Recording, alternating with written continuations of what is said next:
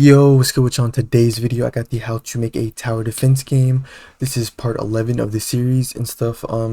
This is the part, I know they had the same title, but the first part was I explained in part 10 was the revamp of the lobby. And then part 2 is, or sorry, part 11 is the part 2 to the revamp and stuff, which will cover the revamp of the wave place and stuff, which will have more, like, much better stuff and a lot more stuff than what we did in the last video and stuff. So yeah.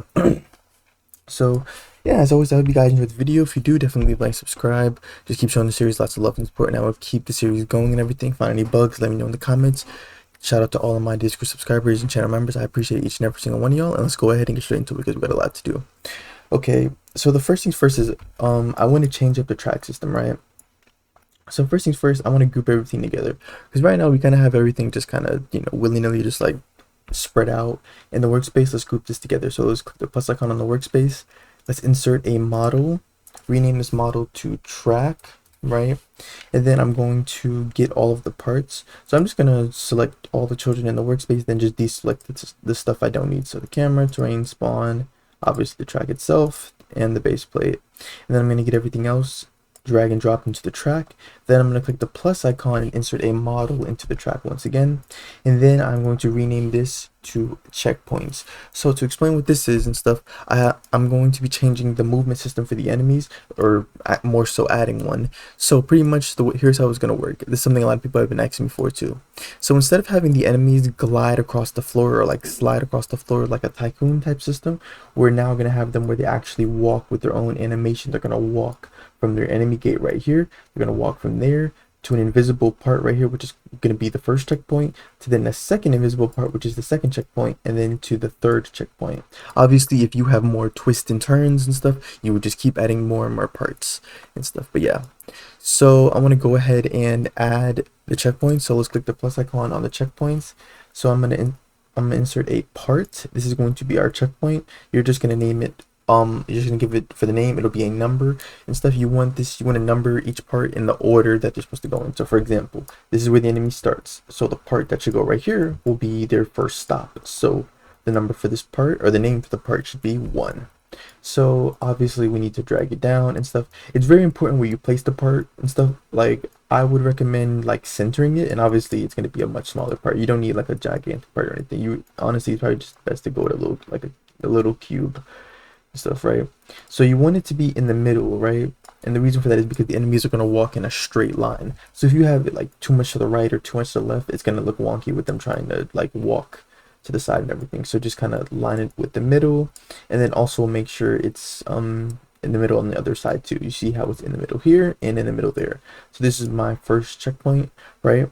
I'm going to disable can collide and anchor it, as well as set the transparency equal to 1 so that nobody can see it.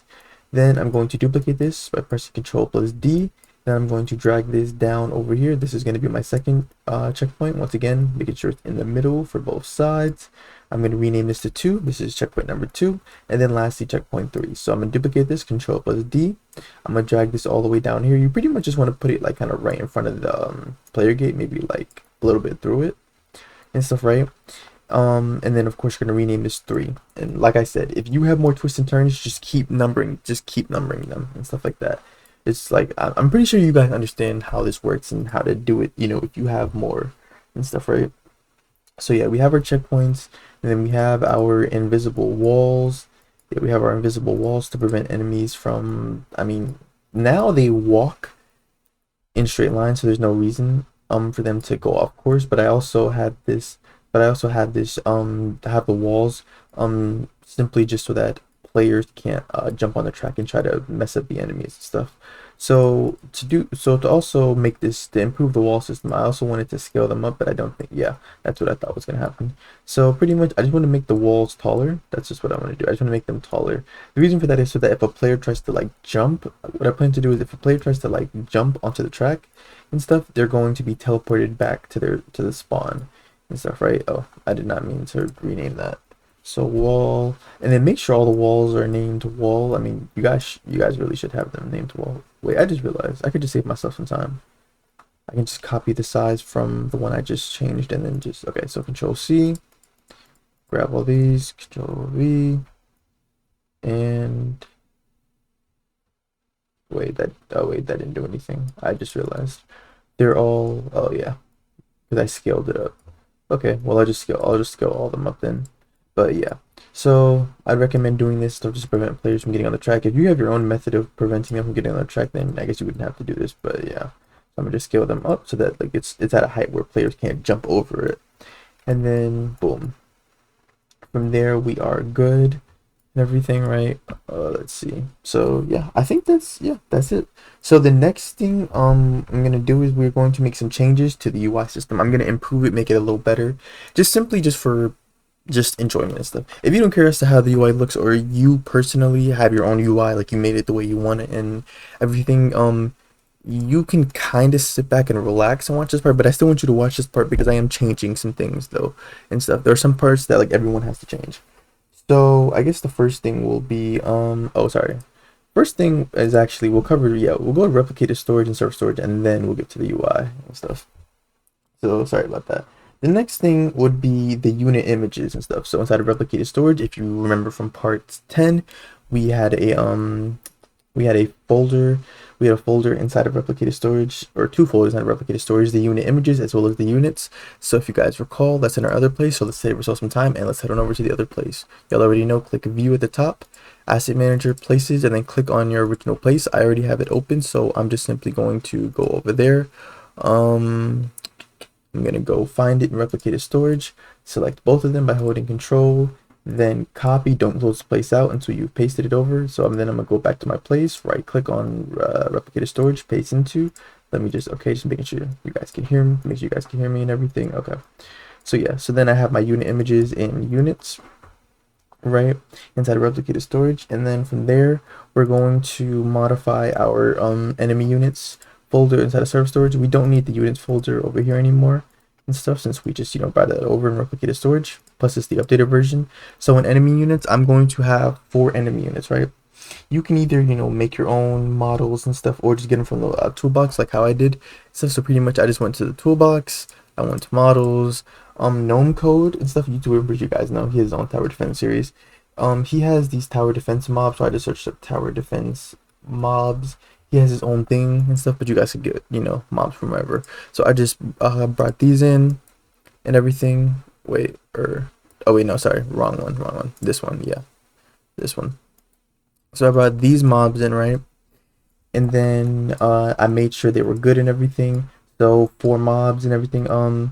Some important things to make sure of is that make sure their animations are right, because you guys know you're going to need animations and stuff for each one, for them walking and everything. So you got to make sure you have an animation for each archetype. For example, the mech is R15, the noob is also R15, the teddy is also R15, while the zombie is R6. So I'd have to have 3 of the same walk animations for the first 3, but have an R6 walk animation for the zombie and stuff, right? Now, luckily with these individuals, mobs and stuff like that, they came with their own animations. I believe all of them were, except for like 2 or 1 and stuff, right? But yeah, so they all came with their own custom animation and stuff, right? And they're inside of this thing called a configuration. You don't necessarily need this. You could really just insert a folder and name it animations and stuff. The whole point is you just need something inside of the enemy mob called animations, and then have your actual animation in there and stuff, right? So the mech has one, the noob has its own, the teddy has its own, and the zombie has its own. Okay, so they all have their own animations, but I'm pretty sure like one of them doesn't work. So once you have all your mobs, you would just, put all of them inside of the enemy units. The enemy units, I no longer need that other unit I had before by default. So you just have all your enemy units inside of the enemy units folder and everything, right? Like I said, you may have to configure them and stuff. I might honestly have to come back to try to fix your animations and stuff, or to replace the IDs if they don't work. But yeah, so moving on, now the next thing from here I believe would actually be the UI. So yeah, so for the first thing, we're gonna head on over to Core GUI, hotbar frame, and then you guys should already remember that we replaced the text labels with image labels. So let's go ahead and save ourselves some time. We can just go ahead and delete the hotbar frame and then head on back over to our lobby, and then go to Starter GUI, open up Core GUI, find the hotbar frame, and then just copy that, go back over to our wave place, paste that back into the core GUI over here, and then all we have to do is just change this. So I forgot the reason. I think it's because I did the system wrong, different, or I did it differently and stuff for some reason. It was probably a mistake I made and stuff, right? So instead of having the number here, you want to have the word and stuff. So unit 1, you got to spell out the number and stuff. So it's not too much of a change and stuff, and definitely will only take us a second. So replacing the number 3 with the word 3, then 4 with 4. And then lastly, wait, what? Oh, and then 4, and then 5. And then from here, we'll be good with the hotbar UI. We're good there. And then now, comes time for just making the UI a lot better and stuff. So here's what I did, right? So first thing first, I replaced these icons and stuff, and I also brought them to the top. So here's what I'm going to do. I'm going to replace them. So I'm going to bring everything to the top. But before I do that, I want to update the wave text label. So I want to give this a background. So background transparency is set to 0.5. I'm going to throw in a UI pointer. Now this is optional. If you guys are fine with the way your UI is right now, then you don't have to do this and stuff. But just pay attention to what I'm doing and stuff. Because there may be some stuff that I actually am like, okay, you need this. So yeah. So then I'm going to just give it, that dark transparent color. I think 61 was actually... I think it was like 61, yeah, something like that. And then I also want to throw in a UI stroke, so then give it a nice white color on the outside, make it, where is it? Oh yeah, border, there we go. And then I'll drag it down a little bit, and boom. Okay, so I have my wave text label and stuff, right? Then I want to go ahead and bring up, I guess we'll do money next. So for this, so for the money text label, this is actually going to display the amount of money. So we don't need this symbol anymore because I'm going to have a image label for it. So I'm going to duplicate the enemy image label, drag this to the top. I'm obviously going to increase the size of it. It's too small right now. So like, I don't know, maybe 50 by 50.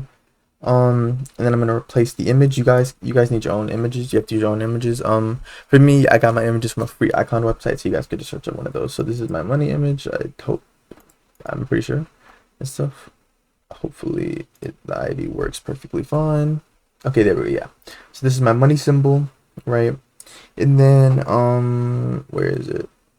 Enemy amounts. So this is the enemy amount text label. Oh, my bad. So this is the enemy amount text label. I'm gonna make the background no longer transparent, just so I can move it around.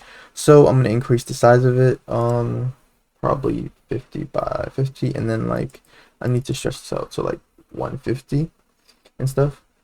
And then I want to drag over the same stuff I did with the wave text label. So I'm gonna just duplicate the UI pointer and UI stroke, Control D, drag that into the money text label, and then same thing. I want the not money text label. Where is it?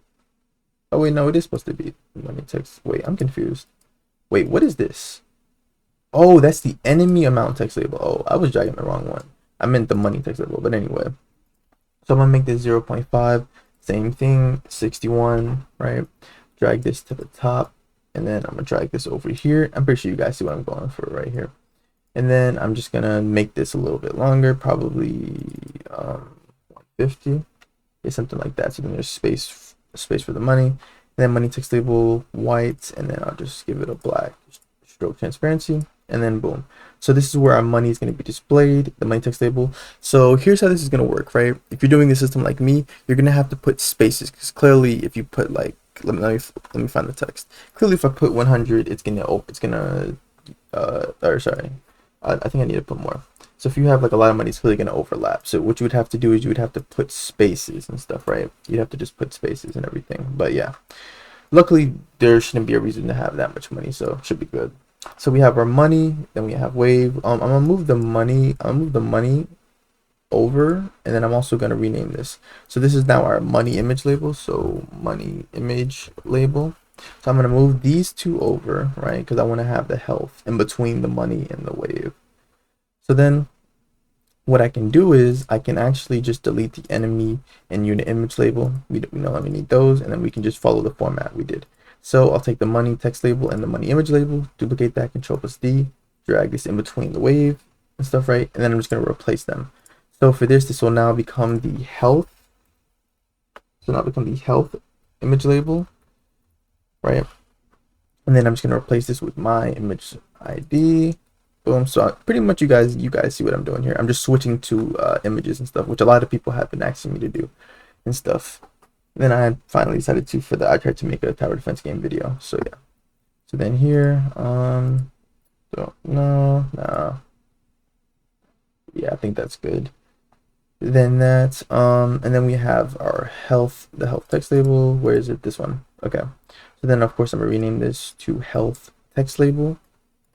So health text label, and then by default the text should be set to health colon 100. That's the starting health, and then as you guys can clearly see, or sorry, not health 100. Sorry, 100 of 100. And then I'm gonna set the text to a nice red with a black stroke transparency. Okay, it's already got it. Okay, perfect. And then obviously this is what I was talking about when I said the spaces. We're just gonna space it out. Keep track of how many spaces you do have. So like I think I had like 4 for most of them, or it might have been more. So maybe 5, 6. Damn, that's not enough either. So 7. Bro, how much does it need? 8. Okay, there we go. 8 should be fine. So there we go. So yeah, you could just make the text label longer though and stuff, so that you don't have to worry about that. And then starting money should be 100, so we can set the money text label amount to 100. So 100, and then yeah, you probably will have to space that out. So yeah, so just do it like that. And then we have our wave text label. Let's see, is everything looking right? Then we have our enemy. Okay, perfect. So I decided to not do the unit amount anymore and stuff. I don't see a purpose in it because it's like once you reach the limit you'll see and stuff. It's not really that big of a deal. So I was just like, let me just do the enemy amount and stuff. So I'm gonna just do the same thing. Delete the enemy amount text label. Just duplicate the health and health text label and stuff. Same thing we just did. Control+D. Drag this over, right? And then as you can see, the image is a little grayed out. The way to fix this is like, I think changing the index, I believe. Yeah, so I just changed it to like a higher number. So yeah, so then I'm gonna rename this to enemy image label so we can display how many enemies there are. And then I'm gonna throw in my enemy ID for the image label. So let's see, boom, right? And then we have the health text label, which I'm going to rename, of course, to enemy what's it called? Yeah, enemy amount text label. And then by default this should obviously be set to 0, and then the text color will be white. So boom, right? But we'll probably still need to put spaces in it though. So yeah, that's the UI revamp. I want to say that everything is really looking good. We have three of those: the wave, the money, the health. Oh, the last thing we need is a congratulatory message and stuff. So this is for when the player beats the game or beats like a wave or something like that, and they're being sent back to the and then they're being sent back to their what's it called? I'm trying to think. They're being sent back to. I had to move the spawn over. I just realized it's mad close, but anyway, they're being sent back to the lobby and stuff because they beat it. And then let me just double check. Okay, we're good. So I'm gonna let's see. I think I'll just insert a text label. Yeah, just like a regular text label to the core GUI. So something like this, and then I'll just have it pop up here, and then bold text, rich text, scale the text. And then I remember this. I changed all of the like the fonts to Armio just because I like Armio. That's just it. And stuff, you guys don't have to do that, but yeah. And then I'm gonna set the text to congrats. Congrats. You have survived all of the waves. All of the waves. Right, so like just a congratulatory message. Set the text stroke to like, I don't know. We could do like white and 0. And then of course I need to increase the size, so like maybe 300. Maybe like 400. Yeah, like by 400. Yeah, like 500. Damn, that's not enough. Okay, there we go. So like by 600, throw it like in the middle. I I'll just follow the same thing I did before. So 61, 61 by 61 by 61, 0.5 transparency. And then probably do the same thing. So I'll just drag over the UI corner, so Control+D, and the UI stroke, boom. Then rename the text label to congrats text message. Wait, I just, what did I name this? I don't know why I named it message and stuff. It should have just been text label. But anyway, lastly, we just need a congratulatory sound effect. So obviously by default, you want to make sure this is not visible, and then we can get a congrats sound from the audio. So for this, you could just get like a congrats type of sound. I don't know, like it could be like confetti or something. Like maybe confetti. I don't know how to spell. Yeah, something like that is perfect. So get something like that. Drag this down to the sound service, and then we will have congrats. We have our congratulatory message. And then boom, we're done there. And then I actually just remembered something about the, what is it? Not the enemy units. It is the regular unit. Yeah, it's the regular units. So not the enemy units, the regular units. So for the regular units, they also are supposed to have attack animations, right? Because right now we just have, oh, sorry. Oh, that's the other one. I'm tripping. That's the enemy units. So for the units, they're also supposed to have their own animations. They're supposed to have attack animations as well as attack sounds and stuff. I just wanted to make sure each unit was unique, so they have their own attack sound and attack sound and attack animation. Now for the video, I tried to make a tower defense game video. I gave each one of them weapons. I don't feel like doing that now, simply just because I'm trying to think. Simply just because it'll take too long to try to weld all of them together and stuff like that. But I could just get them from yeah, I could just get them from the thing. It doesn't matter. But the point is, each one of the units had weapons and stuff like that. So yeah, normally, you would just have that and stuff like that. But for here, we can just play the animations and stuff. So yeah, so you want to insert a folder into each one of your units. You're going to want to name it animations. Then of course, you're going to insert an animation. Obviously, they don't need a walk animation as they're just going to sit still. You're going to name that animation to attack. And then you're going to, of course, put your animation ID in there. So for me, I just got a whole bunch of / animations, as well as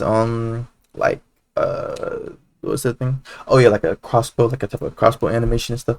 So I just got a whole bunch of stuff like that. So actually, I'll get that because I really don't remember any of the I honestly don't remember any of the IDs and stuff. So yeah, y'all give me 1 second. I'm just gonna go ahead and go get those and stuff from the file real quick. Let's see. Y'all give me 1 second. This is the wave place. Okay. All right, and we are back. Okay. So I have all my stuff here. So this is from I tried to make a tower defense game video, by the way. So I'm just gonna delete all the other stuff. I don't need that. Oh, we don't need the mobs folder. So I'm gonna delete this units folder and stuff. You guys don't have to delete anything and stuff. The only reason I'm doing this is because with these, I already have the sound effects. I took the time to already find the sound effects and the animations and stuff. Like I already have all that done and everything. So yeah, you guys don't have to worry about that and everything. And oh, sorry, you don't need a folder for the animations and stuff. I forgot. The only animation we have for the units is an attack animation, so you should only need to just say attack animation. So yeah, so here's how it works inside the unit. You guys already have all this. You have your stats, and then you have an attack sound. Again, I get all my sounds and all my animations from the toolbox and stuff. So yeah, so I have all my animations. Each one has their own sound, and they also have their own weapon. Let me see. This one has, I think, a long sword and stuff. They all have their own weapons that I got from the toolbox, and then I welded them and stuff. I can show you guys really quickly. Oh, did I mean to do that? I can show you guys really quickly. If I bring all of them into the workspace, you'll notice they all have their own weapons. We got an axe, bow and arrow, katana, like a regular ninja sword, a long sword. They all have their own unique weapons and stuff like that, right? So yeah. So you can just get all that from the toolbox or just make them yourself. It really, it's up to you and everything. But yeah. So from there, I think we're good. I think we're good with all the stuff with the units. Now we can actually move on to the scripting. How far? We are 25 minutes. Honestly, this video is going faster than I thought it would. I thought this would take much longer. So yeah. So we just have a few changes to make to the scripts. and stuff like that. So let's go ahead and get straight into it. So we'll come down right here um to this first for I being pairs loop. So first things first, we can go ahead, you can delete this and stuff. Yeah, you can delete this and everything since I already have it set by default. So we can remove that, setting the money. Player.ownUnits, if v is equal to v2.name, v2.value. For v3, I think the only thing with this was that I just changed this to image label, and then I changed this from v3.text to v3.image.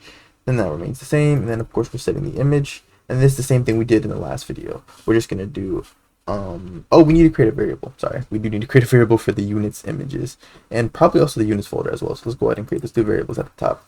So just like we did in the last video, local unit images is equal to game that replicated storage, wait for child unit images, then oh my bad, then local units is equal to game that replicated storage, wait for child units, boom, right? And then now we can go ahead and get it. So for the image, we're just gonna say unit images, right? We're gonna search through with regular brackets, and then we're just gonna say v2 dot, oh my bad, v2 dot name, then go on the outside and say dot image, right? So we're setting the image, and then we're going to adjust these.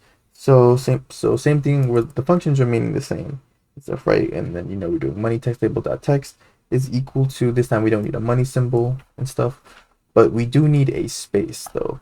So I'm just gonna space it out just a little bit and stuff so that it's not like overlapping. So it's just not overlapping. So I'm just doing probably like 3 times and stuff. You guys can decide how much amount of space you want to have. And then I don't do unit amount anymore, so we can change this function. So we're gonna change, or actually no, let me delete this. Let me delete this because I don't want to confuse myself. So yeah, I'll just add that later on, or when we finish with these two. So then we have our enemy amounts, right? This is remaining the same, except we just want to add a little space.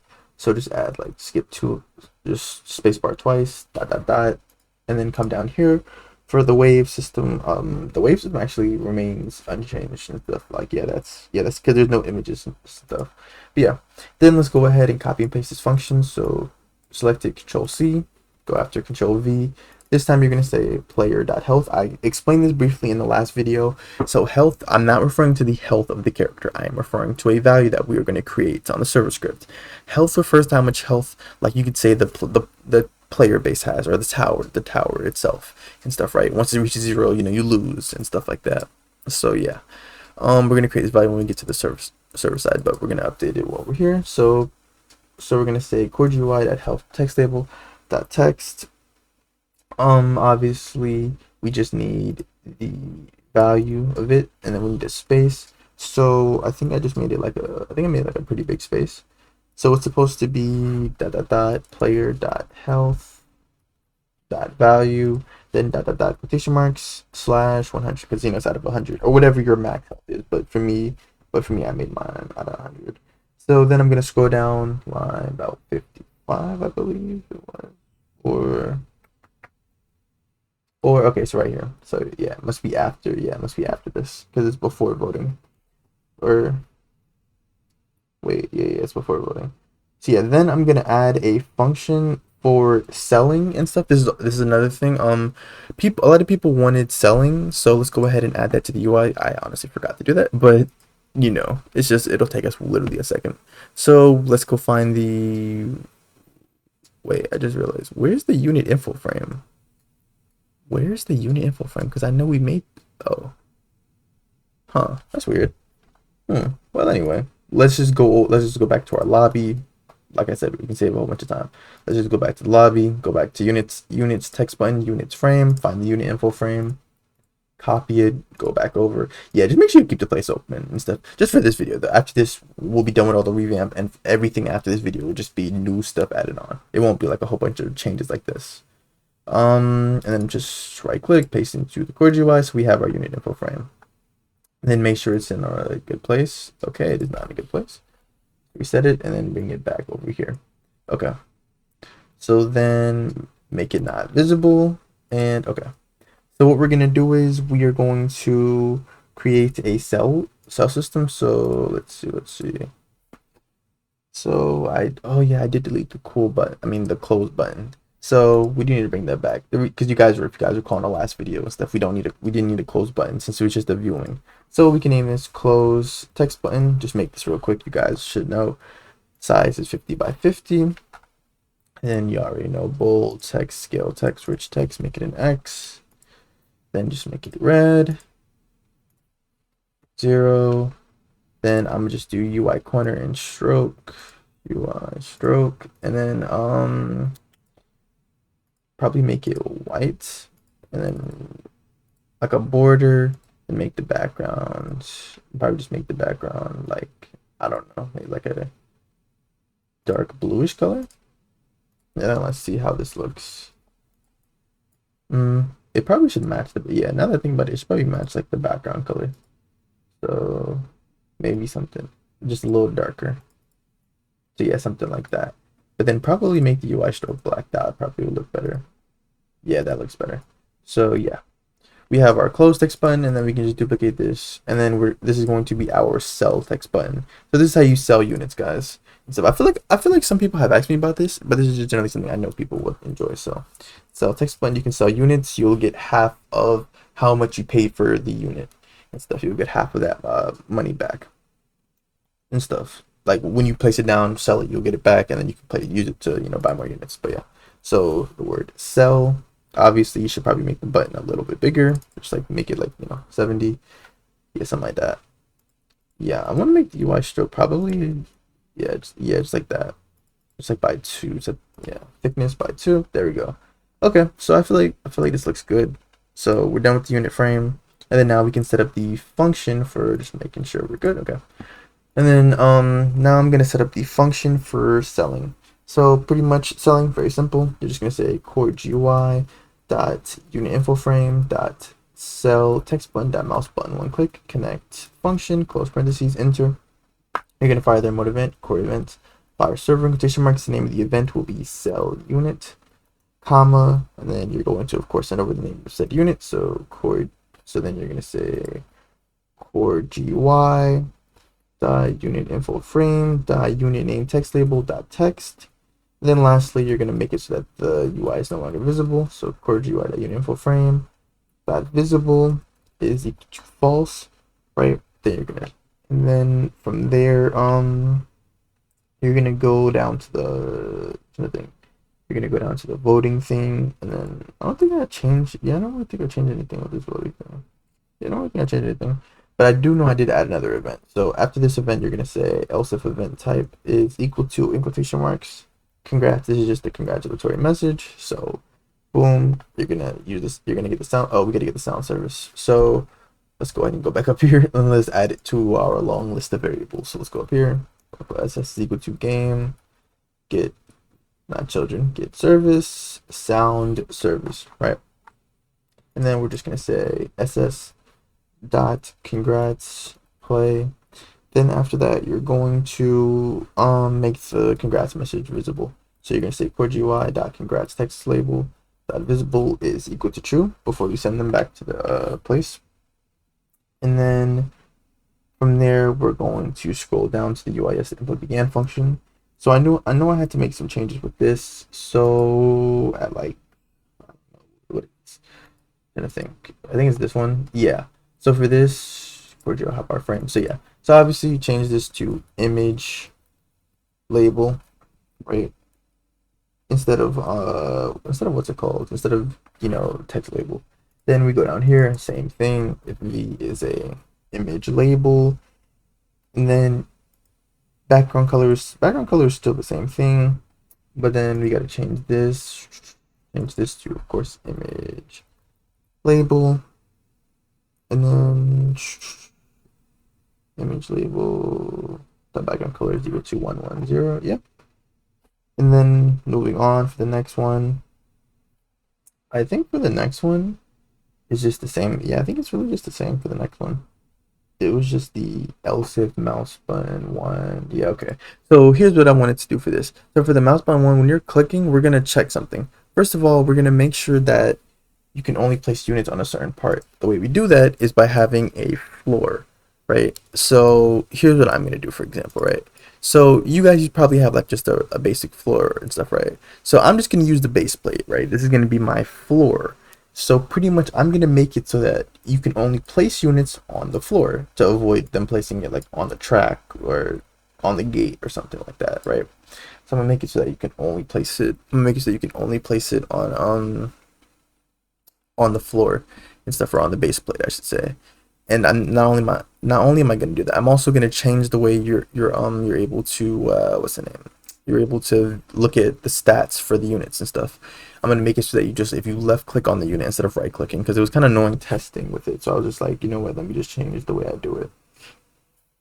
So we're going to go after this. We're going to go, so we're going to after this, but then you can just skip the lines before that. You're going to create a variable for the target. So the target is equal to player. You're gonna say get mouse dot target, right? Then you're gonna use an if statement to identify it. So first you'll say if target dot parent find first child cooldown, right?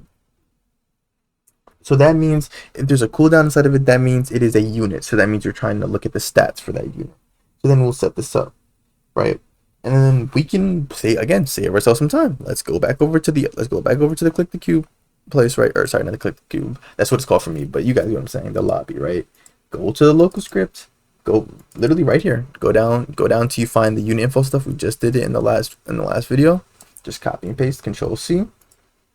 Then bring it over here, control V. Before we set all this, and then obviously we're gonna have to change the name of the variables. So we're just gonna say local unit is equal to target dot parent, right? And then we're just gonna have to add the core GUI. So core GUI dot, and then just copy and paste core GUI plus the dot, control C, control V, control V, control V, and control V. And then instead of v4, you're just gonna say unit, because unit is the actual, it's not just the name of the unit, it's the actual specific model of it inside of the workspace. So control C, control V, control V, control V, and control V, right?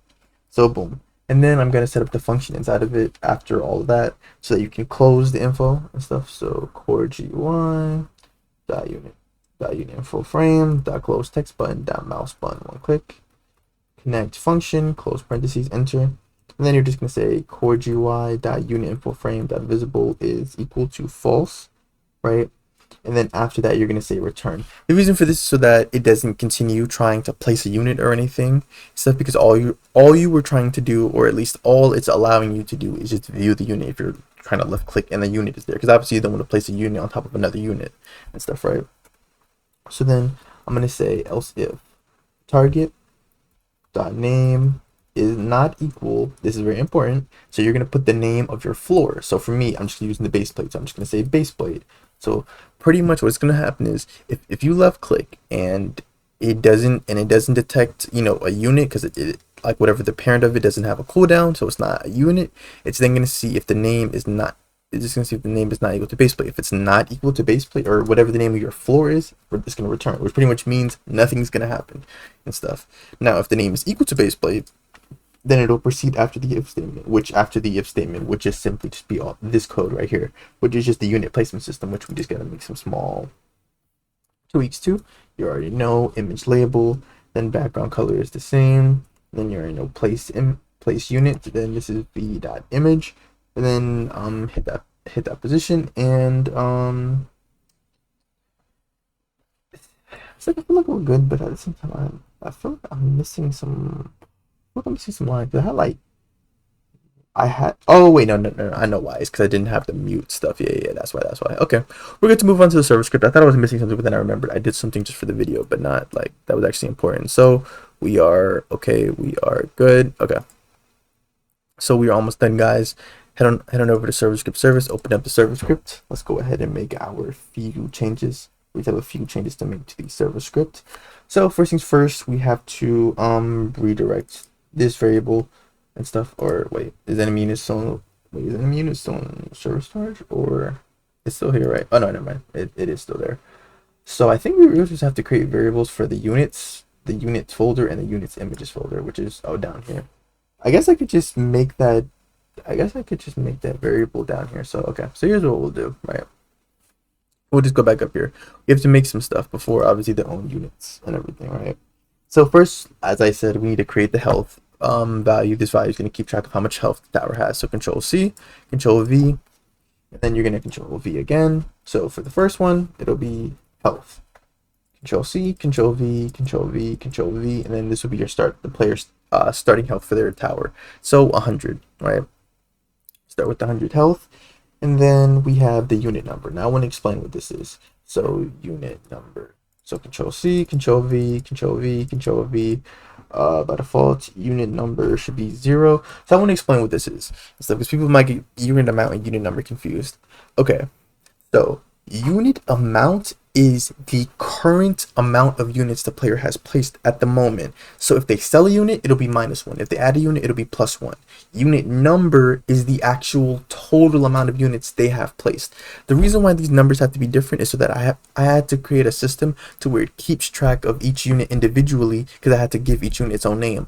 For a sell system to work, you have to make sure you're selling the proper unit and stuff. So each one has to have its own unique name and stuff, so that I'm able to sell it and everything. Because since it's using the UI and everything, where it's getting the name of it, it has to have its own unique name. So it's going to have its the name of the unit as well as the number and stuff. So this number will just keep increasing, like it won't ever decrease. Unit amount will decrease though when you sell a unit, but unit number will just keep going 1 2 3 4 5 6 7. That's how you know and stuff. So I just wanted to explain that, because I had a feeling some people would probably be confused on what the difference was between unit number and unit amount. So let's scroll down all that stuff. We don't have to change anything.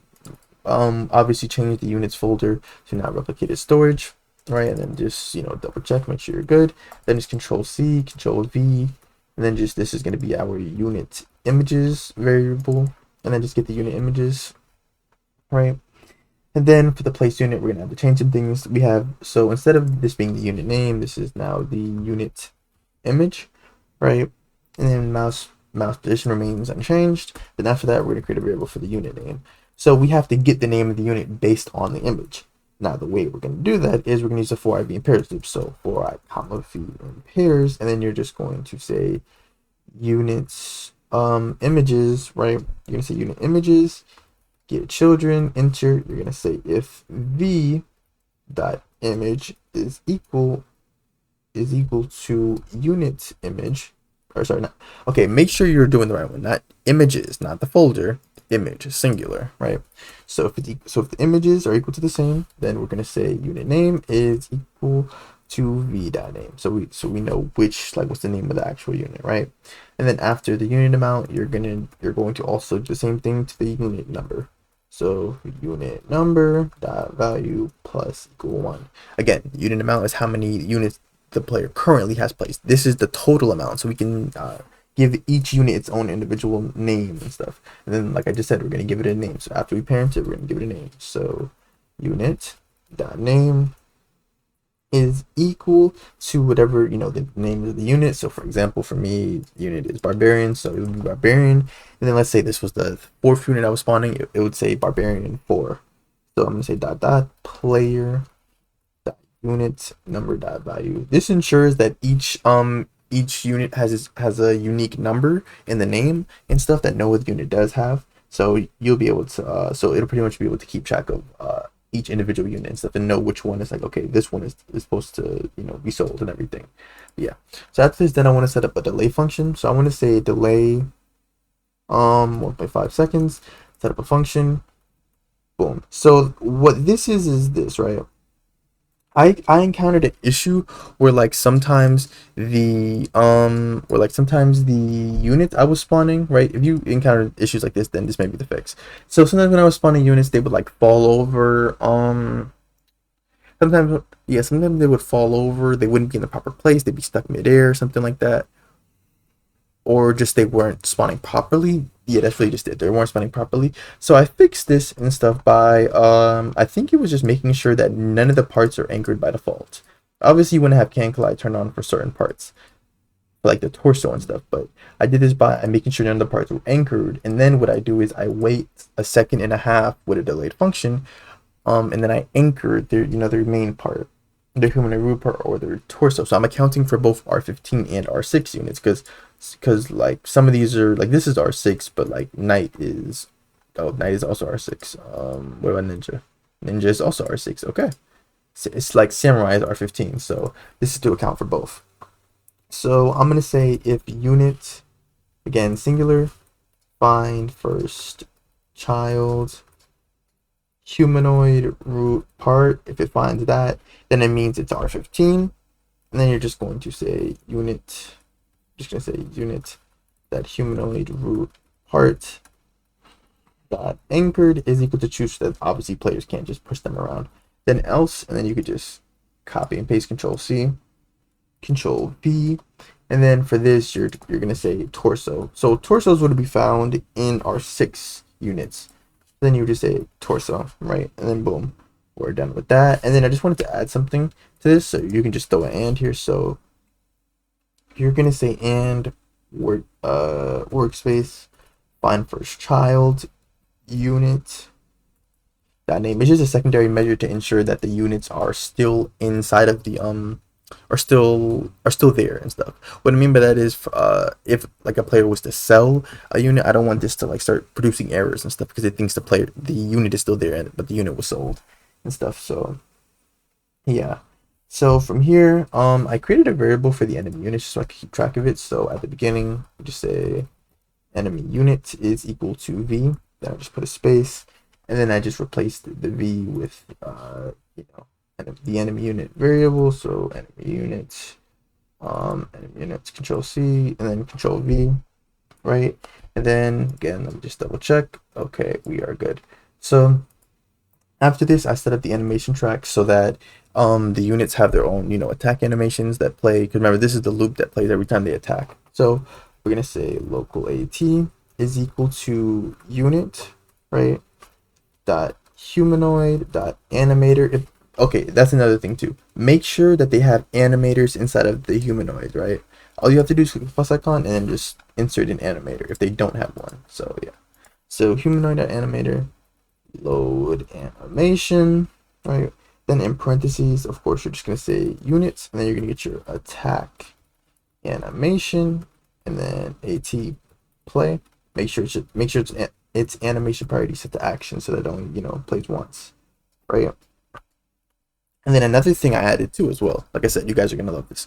So I made it so that the units also turn and face the direction of the enemy and stuff, wherever the enemy is and stuff. So this gives it more realism and stuff. They have sound effects, animations, weapons, as well as they also now turn and face the direction. So ChatGPT helped me with this because Lord knows I was confused. So I said if unit, it's actually similar thing actually. So just copy and paste this whole if statement. So Control C, Control V, right?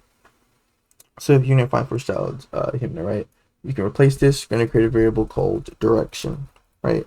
So direction is gonna be equal to, in parentheses, you're gonna say enemy unit dot humanoid root part dot position, right? And then you're gonna say that minus unit dot humanoid root part dot position, go on the outside, put dot unit, right?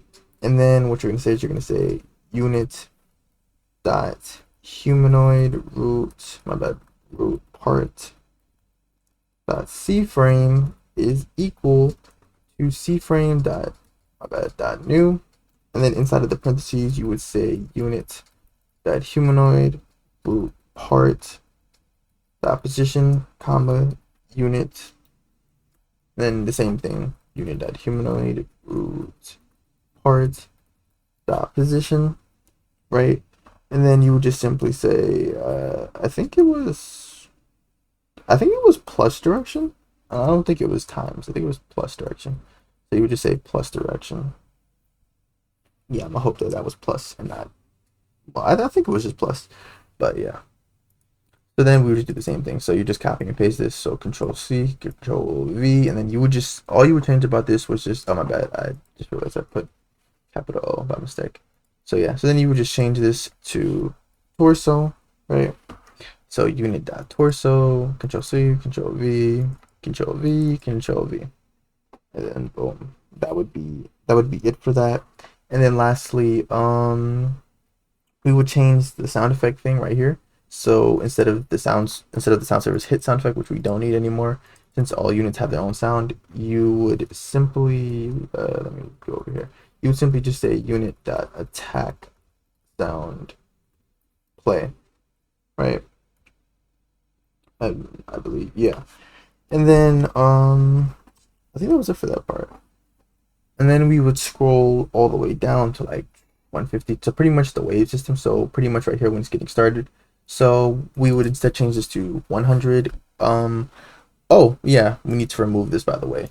Stuff. I'm no longer displaying the health as you guys. I told y'all before, but you guys obviously know since we have health up here. So we can go into the track and remove the health value and the health GUI and stuff, right? This looks way better in my opinion with the UI at the top. So instead of that, we would just say player, delete player gate, and then just say player.health. That value is equal to 100, and then you could delete that. Great. Then we have our current enemy. And then we have the if I is equal to wave limit, which pretty much means that you won. We would play the congratulatory message and prepare to teleport them back. So before we do that, we're going to calculate how much of a reward they're going to get. So we're going to say local reward is equal to, by default, I'm going to put 500. You guys can put whatever amount you want. And then I'm going to increase the reward based on the difficulty they chose. So let's say if wave mode was equal to medium, right, then I will increase the reward by 200. I will say reward plus equal, or sorry, 400. And I'll say else if wave mode is equal to hard, enter, then reward is plus equal to 1,000, right? Because it just makes sense to, give them a bigger reward if they, played on a hard difficulty. And then before the break, we'll teleport them. So TPS teleport, you would put your place ID here. So I think oh yeah, I already had that down here. I had it somewhere. Oh yeah, right here. Oh yeah, right here. So you can just really copy and paste this. So Control C, and then we're gonna delete that, by the way, when we're done up here, and then Control V. So yeah, we would just teleport them back to the place and then replace V with player, right? And then I think that's, wait, yeah, I just want to double check to make sure that is the right place. So it would be there. That would be, oh, see, it was not the right ID. I'm glad I double checked. Yeah. Then after that, I believe I made some, oh yeah. So after that, what I did was I just double checking. Okay, we are good. Okay. So then after this, I made a way to be able to like create like a chance of an enemy spawning. Since we now have multiple enemies and stuff, we want to have a chance system as to whether there or not which one spawns. Since there's 4, we're gonna go out of 100, so 20. So each will have a 25% chance of spawning. So we can delete this. The enemy variable will be set to nothing by default, right? We're just gonna create the variable, then we're gonna set an if statement. And then I'm going to create a variable for the enemy chance, for the enemy spawn chance. So we're gonna say enemy chance is equal to math.random. Then we'll say 1 to 100, and then obviously that will be based on however many enemy units you have. But for me, I only have 4, so I'm just gonna do it for 25. So I'm gonna say if enemy chance is less than equal to 25, then the enemy is equal to enemy units, the folder dot mech, and then we'll clone it, and then else, and then you're just gonna copy and paste Control C, Control V, and this Control C, Control V, Control V, and then we'll just change this. So of course we'll just increase by 25, so 50, 75, and 100. So for the second one, it would then be the noob, then it would be the skeleton. Wait, where's the skeleton? Oh, I remember I had to replace one of them. I'm trying to think, because in the code I had, but isn't this the, huh? Yeah, I had to replace one of the, I had to replace the Teddy. I remember now. I couldn't get the Teddy animation to work. That's what it was. I couldn't get the Teddy animation to work, so I just replaced it. Oh, okay. So I had to replace it and stuff. I think I actually still have it. Let me see. If I go to recent, I think I can find, yeah. I had this one. So I just had a skeleton, right? So let me just bring this in here. Let's see. So I have this. I don't need the script. Or wait, no. What? I don't know why it said just copy.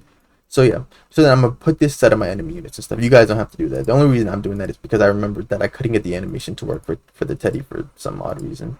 So we have our skeleton. So skeleton. I feel like I'm spelling this wrong. Skeleton. Yeah, there we go. So we have our skeleton. And then there needs to be an animator inside of our skeleton. Yeah. Also make sure you have the same thing with your enemy units as well. So yeah, coming back here, then we just have our skeleton. And then lastly, we have zombie, right? And then once we are done with that, we're almost done, guys, because I'm pretty sure everybody's, you know, ready to be done. Lord knows I am. So after that, I wanted to, this is an optional thing. I just did this just to increase the difficulty. So I'm going to say this. If wave mode is equal to, in quotation marks, medium and stuff, based on the difficulty, we're going to increase the enemy walk speed. Another important thing to note, the walk speed, you need to adjust the humanoid walk speed of the enemy units and stuff. They should all pretty much be set to the same thing. So for me, I set them to 8. 8 was cool for me. That's a pretty chill walk speed and stuff. This is how fast they're gonna move and stuff, right? Since they actually walk now. So what I do is I increase it based on the difficulty.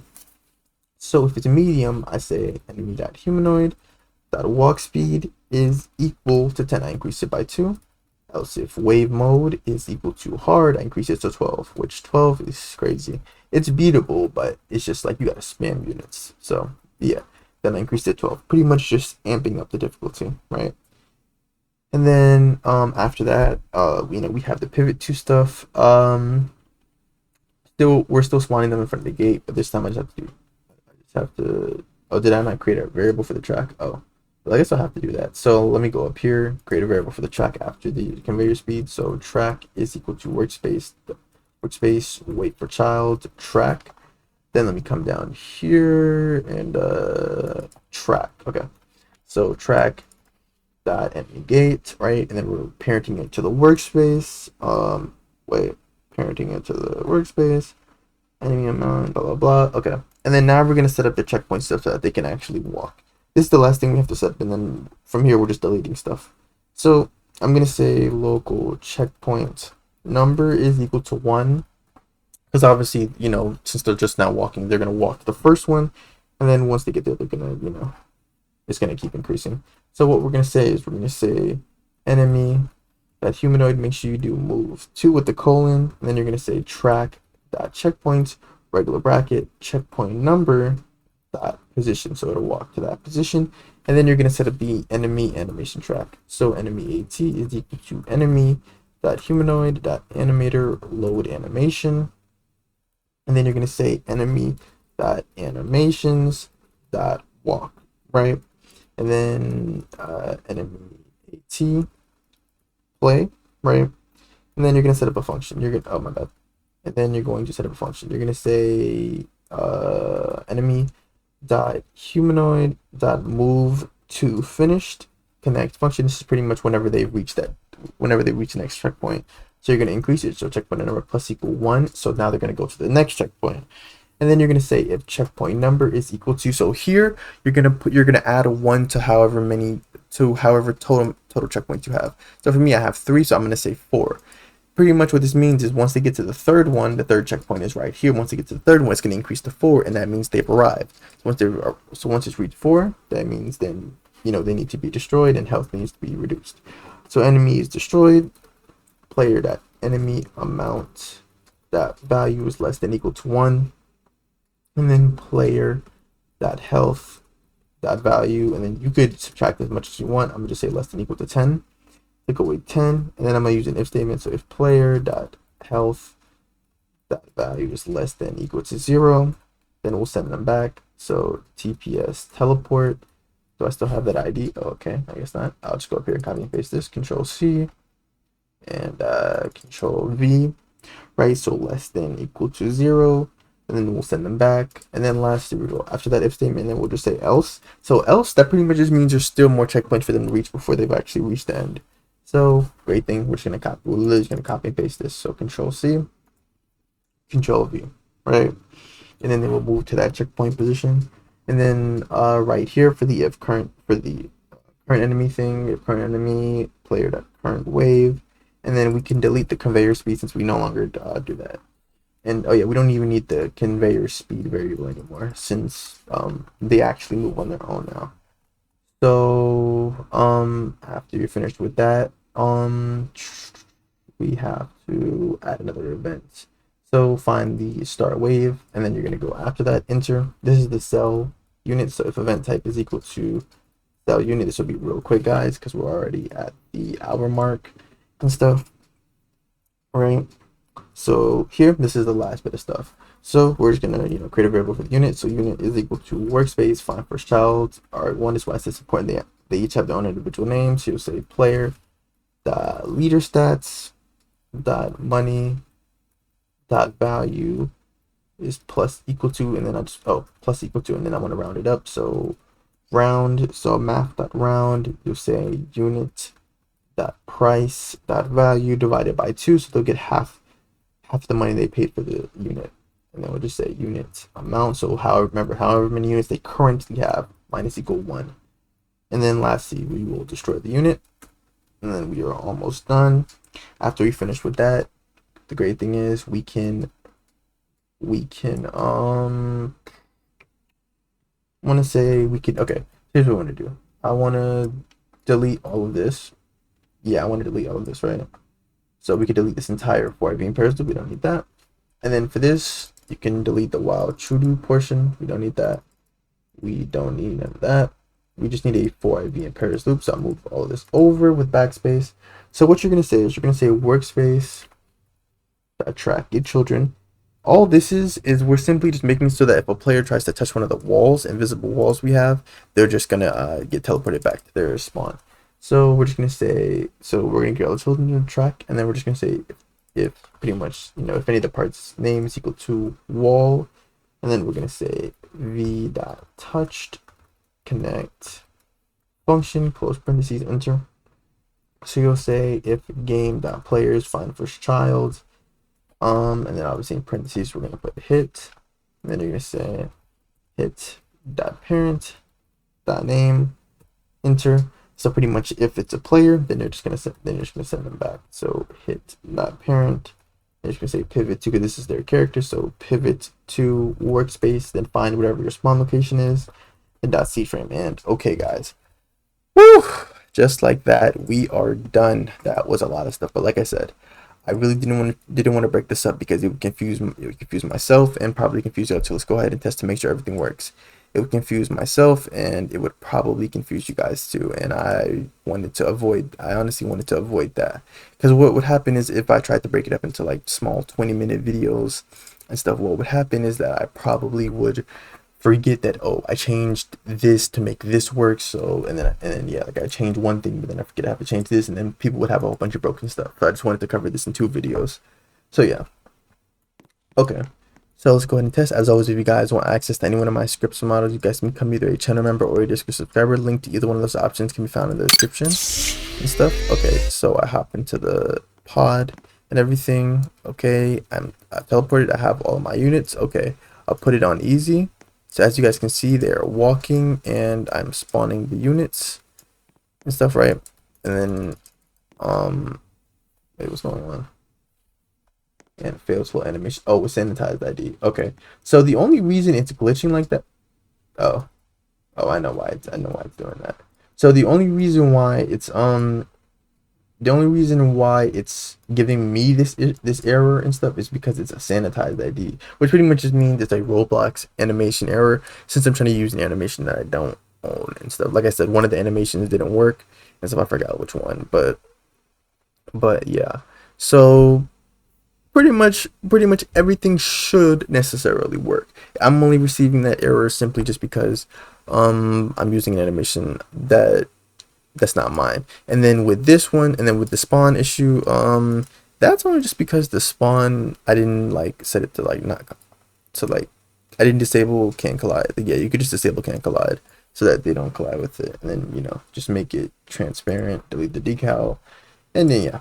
So I hope you guys enjoyed the video. If you did, definitely like, subscribe, continue showing this series love and support, and I will continue and stuff. Of course, as always and stuff, if I made any mistakes, if you guys find any bugs or anything, then for sure just, let me know.